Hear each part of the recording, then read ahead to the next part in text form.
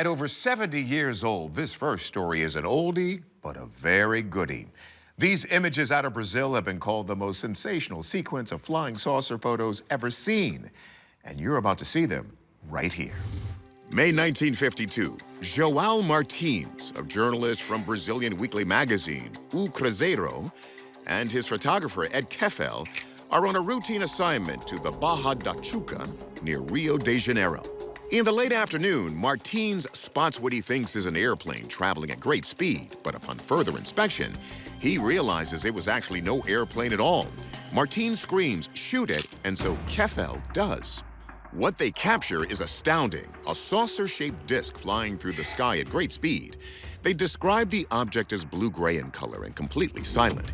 Careful inspection of these historic photos seems to reveal the object has three distinct layers: a flat disc on the outside, a raised rim in the middle, and a small bump on the top center.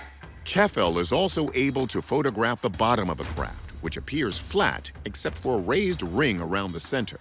The stunned men continue shooting for a full 60 seconds before the object speeds out of sight, cementing its place in UFO history.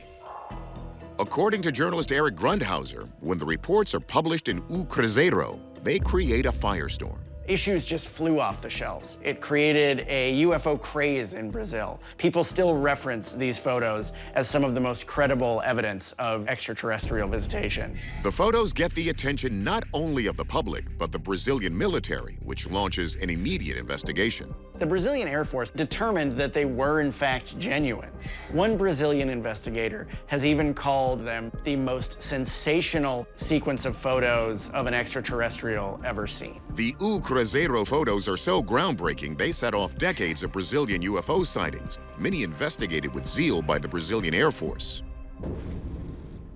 70 years ago, these photos may have been credible enough to make the Brazilian Air Force take notice. But can they stand up to modern scrutiny? Our experts are on the case.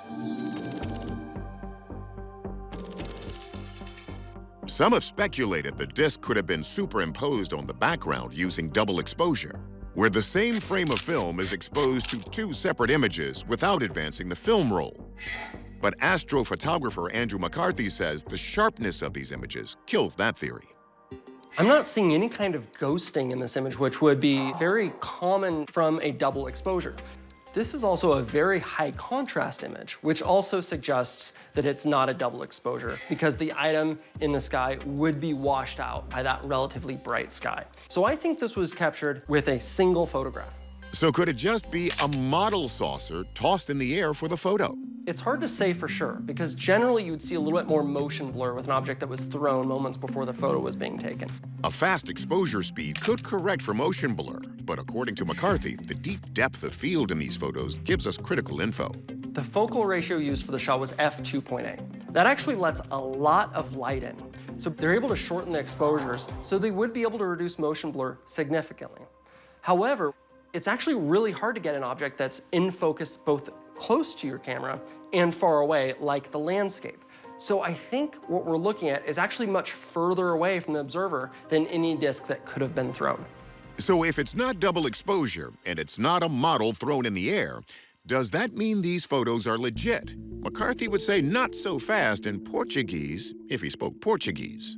You can see the craft appears to be illuminated from the left and behind the observer. However, when you look at the trees, they appear to be illuminated from the right. So the shadows are actually inconsistent in this image. Rich Hoffman of the Scientific Coalition for Ufology has his own theory on the shadows in the images. I don't think the shadow issue that was raised is a concern. Hoffman insists the shadows thrown in the tree line can't be compared to the shadowing in the clear air above the mountain. The things that are up above that tree line are going to catch the sun, that are not being exposed by the shadow from the tree on the left side. But McCarthy sticks to his guns. In the days before Photoshop, film was actually doctored through a technique called airbrush. They were essentially drawing directly on the film. In this case, they could have very easily drawn on these elements. That may be what we're looking at here. Our verdict? We're going to call it an even split for now. Hoffman says genuine UFO. McCarthy says hoax. And we're left uncertain, especially with the shady status of the lighting. But even if it is a hoax, if this incident inspired a whole new field of study in Brazil, then perhaps some hoaxes do some good after all.